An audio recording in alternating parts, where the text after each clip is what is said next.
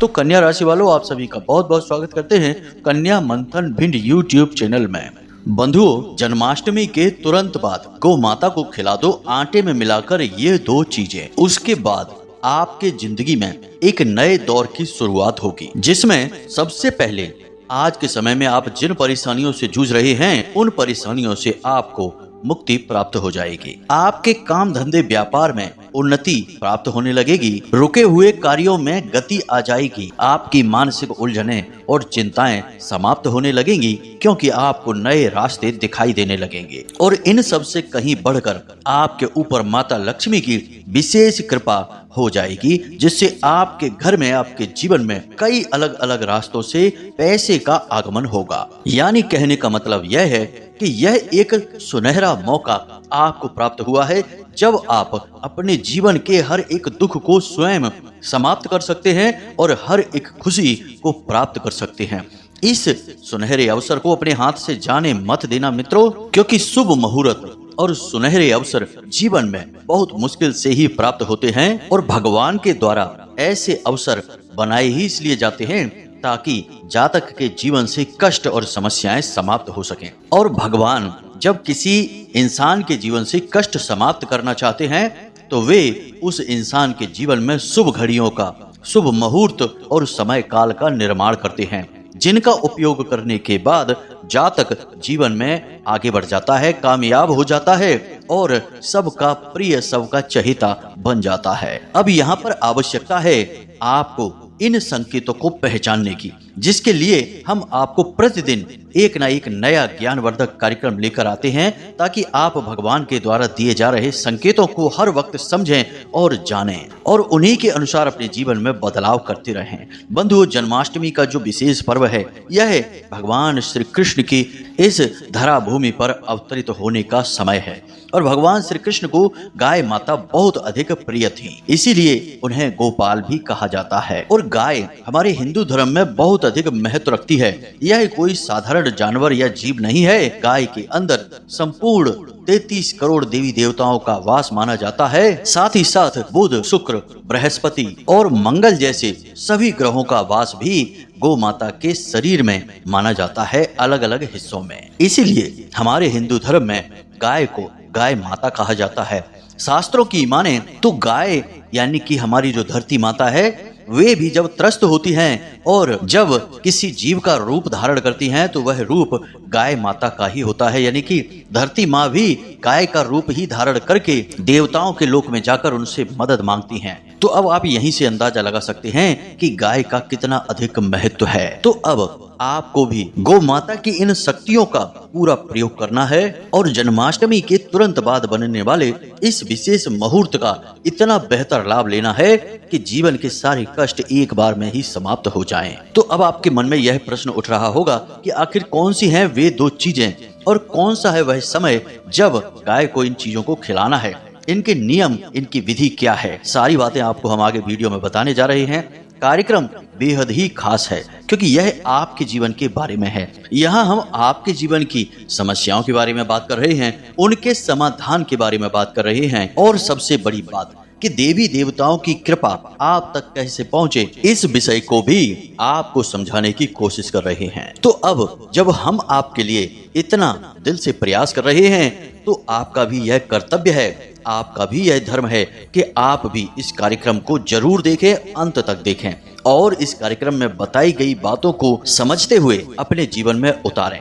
तभी तो आपके जीवन से कष्ट कटेंगे। बंधुओं, प्रयास करने वालों को ही कामयाबियां प्राप्त होती हैं, और ऐसे लोग भगवान को बहुत प्रिय होते हैं जो लगातार प्रयास करते रहते हैं। याद रखना बंधुओं कि यह जीवन तो एक यात्रा है, और यात्रा का मतलब होता है हर वक्त चलते रहना।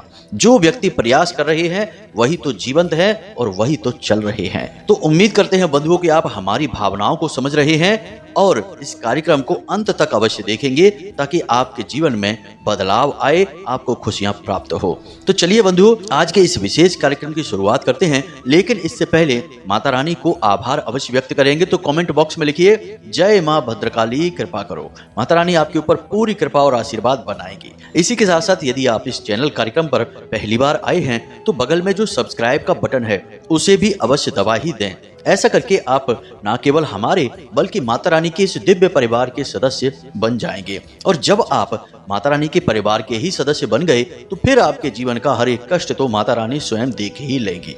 जी हाँ बंधु, दैवीय कृपा पाने के ये सुनहरे अवसर होते हैं, इन्हें कभी चूकना नहीं चाहिए। तो चलिए जल्दी से चैनल को सब्सक्राइब करिए, फिर आगे बढ़ते हैं। तो बंधुओं अब ध्यान से सुनिए, जिस प्रकार हमारे यहाँ तुलसी के पौधे को पौधा नहीं बोला जाता, तुलसी मैया कहा जाता है, ठीक इसी प्रकार गाय माता को गाय नहीं कहा जाता, गाय माता कहा जाता है। यानी कि हमने इन जीवों को सम्मान इसीलिए तो दिया है क्योंकि हमने इनके गुणों को पहचाना है, इनकी शक्ति को जाना है। अब आज के इस भागदौड़ भरे जीवन में हम भले ही इन चीजों की शक्तियों को महसूस ना कर सके क्योंकि हम इतने खो गए हैं इस संसार की चकाचौंध में कि हमें अब देवी देवताओं का या फिर अपने धर्म का और अपनी प्राचीन सभ्यताओं का तो ज्ञान ही नहीं रहा है। यह आधुनिकता की पागल दौड़ है और इस दौड़ में सभी शामिल हैं, भागे जा रहे हैं, लेकिन मिलता कुछ भी नहीं है। अंत में जाकर बस व्याकुलता, तड़प, परेशानी और धोखे ही मिलते हैं। कारण इसका बस यही है कि हम जमीन से ऊपर उठ चुके हैं, हवा में हैं और हवा में ही हाथ पैर मार रही हैं। हमारी जमीन तो हमारा धर्म है, हमारा अध्यात्म है, हमारे देवी देवता और उनकी शरण है। जी हाँ बंधु, अब प्राचीन काल में जिस प्रकार हमारे घरों में तुलसी माता हमेशा वास करती थी, हर घर में, हर हिंदू के यहाँ, ठीक उसी प्रकार हर एक हिंदू के यहाँ गौ माता भी अवश्य होती थी। जी हाँ बंधु, और एक बात हम आपको बता दें, इसे आप प्रयोग करके देखना। आपके जीवन में कितनी भी परेशानी हो, आपको मानसिक चिंताएं, पीड़ाएं बहुत अधिक हो रही हों, तो आप एक छोटा सा प्रयोग करके देखिए। आपके गली मोहल्ले में, अड़ोस पड़ोस में कहीं पर भी कोई भी गाय हो, आप बस उस गाय को जाकर एक रोटी खिलाइए और थोड़ी देर बस उस गाय के पास खड़े रहिए और उसके शरीर पर हाथ फेरते रहिए थोड़ी देर के लिए, और आपको जानकर आश्चर्य होगा कि अचानक से आपके अंदर एक नई ऊर्जा भरने लगी है। सकारात्मक ऊर्जा आपके आसपास एकत्रित होने लगेगी और सबसे बड़ी बात कि आपको आपकी समस्याओं के समाधान सूझने लगेंगे, समाधान आपके दिमाग में घूमने लगेंगे और चिंताएं समाप्त होने लगेंगी। क्योंकि चिंता नकारात्मक रूप है, विचार करना, चिंतन करना सकारात्मक रूप है। तो आप चिंतन करेंगे, चिंता नहीं करेंगे और समाधान खुद ही निकाल लेंगे। जी हाँ बंधुओं, यह गौ माता की शक्ति है। जिस घर में गौ माता होती है उस घर में धन दौलत भले ही कम हो, लेकिन सुख, शांति, समृद्धि और सुमति हमेशा वास करती है। और हमारे शास्त्रों में तो कहा ही गया है, जहां सुमति तहां संपत्ति नाना। अब गाय के गुणों का बखान करेंगे तो कई घंटों का कार्यक्रम तैयार हो जाएगा और आपको सुनने में भी बड़ी रुचि आएगी, क्योंकि गौ माता का बखान तो बहुत बड़ा है। हमारे शास्त्र भरे पड़े हैं गौ माता के बखान से। आज के समय में भी यदि देख लिया जाए तो कोई छोटा सा बालक है जिसका हाल ही में जन्म हुआ है और यदि वह माँ का दूध नहीं पी पा रहा है, किसी कारण से माँ का दूध उसे उपलब्ध नहीं हो पा रहा है, तो वह गाय माता का दूध आराम से पी सकता है, पचा सकता है। डॉक्टर भी इस बात को मानते हैं।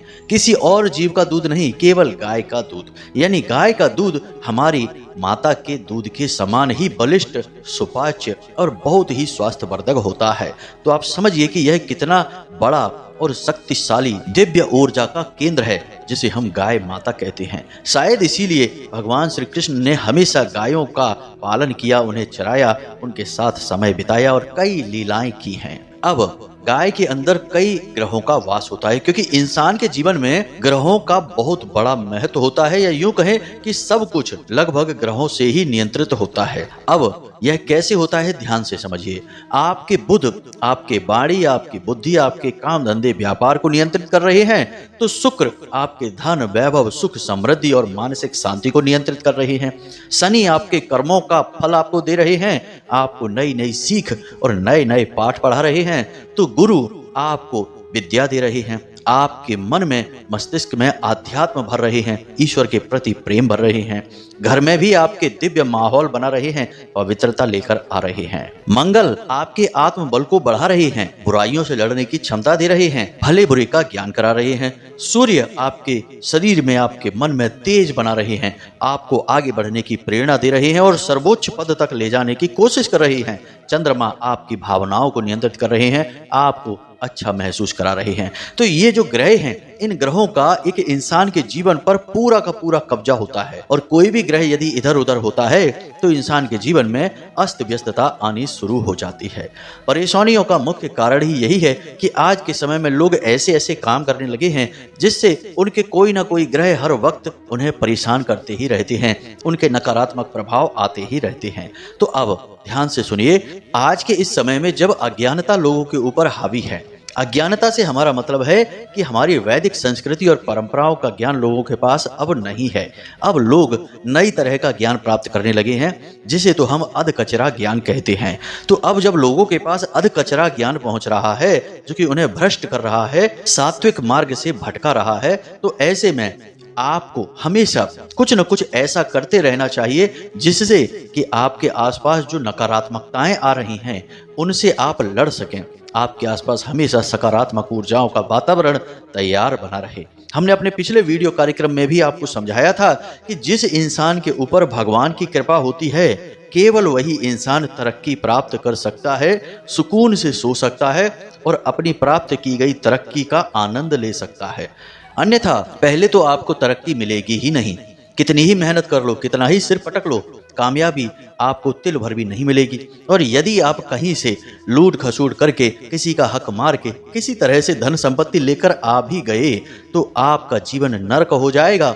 आप मखमल के गद्दे पर सोएंगे तब भी आपको नींद नहीं आएगी, आपका एसी चल रहा होगा तब भी आपको पसीना आ रहा होगा, क्योंकि हजारों तरह की बीमारियां शरीर में उत्पन्न हो चुकी होंगी, घर में क्लेश होगा, तमाम परेशानियां होंगी, तो आपने उसका आनंद तो ले ही नहीं पाया अगर वह आप छीन कर जो कामयाबी लाए हैं। कहने का मतलब यह है कि कामयाबी प्राप्त करने का केवल एकमात्र रास्ता है कि भगवान की कृपा को प्राप्त कर लिया जाए, फिर प्रयास किया जाए। हमने आपको समझाया भी था कि जो आपका भाग्य है वह एक चेक है, जो आपके कर्म हैं वह आप उसमें अपनी कीमत लिख रहे हैं, अपना जो संख्या है कि आपको इतना चाहिए, यानी कि आप अपनी संख्या भर रहे हैं, और जो बैंक है जहां से यह चेक आपका कैश होगा वह है आपके पुण्य कर्म।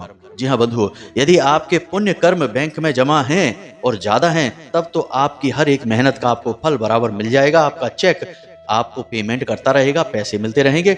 लेकिन यदि आपके पुण्य कर्म जो हैं संचित नहीं हैं, कम पड़ जाएंगे, तो आपका चेक बाउंस हो जाएगा। कहने का मतलब कि आप कितना ही प्रयास करिए आप हमेशा असफल ही होते रहेंगे। यही है पीड़ाओं का कारण। तो हम उम्मीद कर रहे हैं कि आप हमारी बातों को समझ रहे होंगे। हम अपने हर वीडियो कार्यक्रम में सबसे पहले आपको धर्म के प्रति आकृष्ट करना चाहते हैं, आपकी रुचि, आपके विचार धार्मिक करना चाहते हैं, ईश्वर में आपकी रुचि उत्पन्न करना चाहते हैं, क्योंकि हम चाहते हैं कि आपके जीवन में जो खुशियां आएं वे फिर कभी वापस ना जाएं, और जिसके ऊपर भगवान कृपा कर देते हैं फिर उसे जो खुशियां मिलती हैं वे कभी वापस ही नहीं जाती, क्योंकि उस इंसान का मन अपने आप निर्मल हो जाता है, बड़ा ही पवित्र हो जाता है। फिर कहां से नकारात्मकता आएगी, कोई रास्ता ही बाकी नहीं बचेगा। तो चलिए अब हम आपको बताते हैं उन दो चीजों के बारे में जिन्हें आपको जन्माष्टमी के तुरंत बाद गौ माता को खिला देना है। अब तुरंत बाद से यहाँ पर मतलब है कि 24 या फिर 48 घंटों के अंदर, क्योंकि जन्माष्टमी के तुरंत बाद 2 दिनों के लिए ग्रहों का विशेष गोचर हो रहा है जो आपको कई प्रकार के लाभ देने वाला है, और जिनमें सबसे बड़ा लाभ तो यही होगा कि धन लक्ष्मी आपके जीवन में कई रास्तों से, कई तरह से प्रवेश करने वाली है। जी हाँ बंधुओं, तो अब ध्यान से सुनिए। जीवन में सुख, समृद्धि, धन लक्ष्मी आने के लिए सबसे महत्वपूर्ण ग्रह हैं बुध, शुक्र और बृहस्पति, और इन तीनों ग्रहों का वास ज्योतिष शास्त्र के अनुसार गौ माता के अंदर बताया जाता है, जिसमें कि गौ माता का जो कुकुद होता है, जिसे हम ऊपर कुबड़ कहते हैं, वह देवगुरु बृहस्पति का प्रतीक माना जाता है। ठीक इसी प्रकार गौ माता के गले के नीचे जो खाल उसकी झूलती रहती है, जैसे हम झाल या फिर अयाल अलग अलग नामों से जानते हैं, यह शुक्र का प्रतीक माना जाता है, और गाय के गले में बुध का वास माना जाता है। तो इस प्रकार इन 3 ग्रहों को प्रसन्न करने का सबसे बड़ा अवसर अब यह आपके जीवन काल में आने वाला है। तो अब ध्यान से सुनिए कि आपको क्या खिलाना है और यह प्रक्रिया किस प्रकार से पूर्ण होगी, इसका पूर्ण लाभ प्राप्त हो सके। तो सबसे पहले आपको आटे की एक रोटी बनानी है। अब गेहूं के आटे की आप जो रोटी बनाएंगे वह शुक्र का प्रतीक है, तो आपको एक मोटी सी गोल रोटी बनानी है और उसके ऊपर आपको बीचों बीच एक स्वास्तिक हल्दी से बनाना है। अब यह हल्दी का स्वास्तिक माता लक्ष्मी का प्रतीक है और देवगुरु बृहस्पति का भी प्रतीक है। अब इस हल्दी के स्वास्तिक के बीचों बीच आपको थोड़ी सी शक्कर रख देनी है। जी हाँ बंधु, सफेद रंग का कोई भी मीठा पदार्थ आप रख सकते हैं। सफेद बर्फी रख सकते हैं, बतासे रख सकते हैं, रेवड़ियां रख सकते हैं। यह सफेद रंग का मीठा भी शुक्र का प्रतीक होगा। इसी के साथ साथ थोड़े से काले तिल भी आपको रखने हैं, जो कि आपके पितृ पूर्वजों के सूचक होंगे, क्योंकि गाय के अंदर हमारे पितृ देवता का भी वास माना जाता है। और चूंकि सितंबर के महीने में पितृपक्ष भी आने वाला है, तो यह क्रिया आपको पितृ देवताओं का भी आशीर्वाद अवश्य ही दिलवाएगी। तो आपको थोड़े से काले तिल भी पितृ देवताओं के नाम से रखने हैं। अब आपको इस रोटी को फोल्ड कर देना है और इसे वापस से एक लोई का रूप दे देना है और इस सामग्री को उसके ठीक बीचों बीच दबा देना है। इस प्रकार यह एक आटे का पेड़ा या लोई बन चुकी है, जिसे आपको गाय को खिलाना है। अब जब आप इसे बंद कर दें तो उसके बाद थोड़ी सी हल्दी इसके ऊपर लगाकर दबा दें। अब यह तैयार हो चुकी है एक सामग्री। दूसरी सामग्री है हरी घास। जी हाँ बंधु, हरी घास बुध ग्रह के लिए है और यह भगवान श्री गणेश को भी समर्पित रहती है। तो आपको यह घास भी गाय के लिए कहीं से लेकर आनी है। आप खरीद कर ला सकते हैं या आपके आसपास कहीं ऐसा क्षेत्र है जहां यह घास उगी हो तो आप वहां से ला सकते हैं। अब ध्यान से सुनिए कि आपको यह प्रक्रिया किस प्रकार से करनी है। तो आप शाम के समय यानी सूर्यास्त के बाद गाय को यह भोजन कराएंगे। गाय को यह भोजन कराने के लिए आप उसे अपने दरवाजे पर लेकर आएंगे। याद रखना है कि यह पवित्रता से किया जाने वाला एक विशेष उपाय है और जब आप देवगुरु बृहस्पति से जुड़ी हुई सामग्री उसे खिलाएंगे यानी गाय को, उस समय आपको गुरुदेव का मंत्र मन में जाप करते रहना है। और गुरु का मंत्र क्या है आपको पहले से ही पता है, हमने कई बार आपको पहले भी बताया है, फिर भी एक बार बता देते हैं। मोबाइल की स्क्रीन पर भी आपको यह मंत्र दिखाई दे रहा होगा, ओम ग्राम ग्रीम ग्रौम सह गुरुवे नमः। इस मंत्र को आपको मन ही मन बोलते जाना है। बहुत ही सरल मंत्र है, ओम ग्राम ग्रीम ग्रौम सह गुरुवे नमः। इस मंत्र का जाप करते करते आपको यह आटे की लोई या पेड़ा जो आपने बनाया था यह गाय को खिलाना है। याद रखें कि घर का कोई पुरुष सदस्य ही गाय को यह खिलाएगा।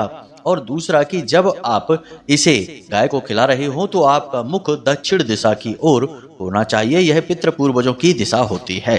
अब कुछ जरूरी बातें हैं। सबसे पहली बात हमने आपको यह बता दी कि जब आप यह आटे की लोई खिलाएंगे तो आप मन में देवगुरु बृहस्पति का ख्याल रखेंगे और उन्हीं के मंत्र का जाप करते हुए आप इस पेड़े को खिलाएंगे। अब जब आप इस लोई को गाय को खिला देंगे उसके बाद थोड़ी सी हल्दी गाय के खुकुद पर लगाएंगे। जो हमने अभी बताया था कि गाय की पीठ पर जो कुबड़नुमा चीज होती है उसमें थोड़ी सी हल्दी लगा देंगे। अब आपका यह आधा उपाय पूर्ण हो चुका है, यह क्रिया आधी हुई है। अब आगे का उपाय आप ध्यान से सुनिए, यानी अभी यह पूर्ण उपाय नहीं हुआ है तो ठंडे दिमाग से पूरी बात को समझना है। अब आपको हरी घास गाय को अपने हाथों से खिलानी है और जब आप गाय को हरी घास खिला रहे हों उस समय आपको बुध के मंत्र का जाप करना है, यानी कि मन ही मन मंत्र का उच्चारण करेंगे। अब बुध का मंत्र कौन सा है इसे भी ध्यान से आप सुन लीजिए, ओम ब्राम ब्रीम ब्रौम सह बुधाय नमः। मंत्र एक बार फिर से ध्यान से सुनिए, ओम ब्राम ब्रीम ब्रौम सह बुधाय नमः। इस मंत्र का मन ही मन उच्चारण करते हुए आप गाय को हरी हरी घास खिलाएंगे और जब आप गाय को हरी हरी घास खिला रहे हो तो उसके गले पर आपको हाथ फेरते जाना है। जी हाँ बंधुओं, धीरे धीरे से आप हाथ भी फेरेंगे। अब जब गाय घास पूरी खा लेगी तो आपका यह उपाय पूर्ण होगा। अब आप थोड़ा सा पानी भी वहाँ जरूर रखें किसी बाल्टी वगैरह में भरकर और गाय को पानी पिला दें। पानी चंद्रमा का सूचक है, धन का सूचक है, माता लक्ष्मी का सूचक है। तो जब आप गाय को पानी पिला देंगे तो आपका यह उपाय पूर्ण हो जाएगा। जी हाँ बंधुओं, पूरे भाव के साथ इस उपाय को आप करिए। इस उपाय को करने से आपको स्वयं माता लक्ष्मी आशीर्वाद देंगी, नारायण श्री हरि विष्णु आपसे प्रसन्न हो जाएंगे और जन्माष्टमी के बाद इस उपाय को करने वाले को निश्चित तौर पर हर तरफ से सुख प्राप्त होता है, ईश्वर की कृपा प्राप्त होती है। अब कुछ जरूरी सावधानियां हैं, इन्हें आपको ध्यान से सुन लेना है। अब आप जब इस उपाय को करेंगे तो आपको अपने मन में यह संकल्प लेना है कि गाय को आप इसके बाद कभी भी हानि नहीं पहुंचाएंगे। जैसे कुछ लोगों की आदत होती है, गाय अगर दरवाजे पे आएगी तो वे उसे डंडा लेकर मारने लगते हैं, भगाने लगते हैं। ऐसा नहीं करना है। बड़े भाग्यवान लोग होते हैं वो जिनके दरवाजे पर गौ माता जाती हैं। तो अगर आपके दरवाजे पर आती हैं तो आप उन्हें एक रोटी खिला दीजिए, वे अपने आप चली जाएंगी। दूसरा कि इस उपाय को करते समय गाय का मुख आपको नहीं छूना है। अब कुछ लोगों की आदत होती है कि गाय के पैर छूने का जब नंबर आता है तो पैर छूने के बजाय मुख ही छूने लगते हैं। अब वैसे तो गाय को माता का दर्जा प्राप्त है और बेहद ही पवित्र है, लेकिन इसी गाय को शिव पुराण की एक कथा के अनुसार सीता माता ने श्राप भी दिया था। और श्राप यह है कि जो भी इंसान गाय के मुख को छू लेगा उस इंसान के जीवन में कष्ट और परेशानियां आना शुरू हो जाएंगी।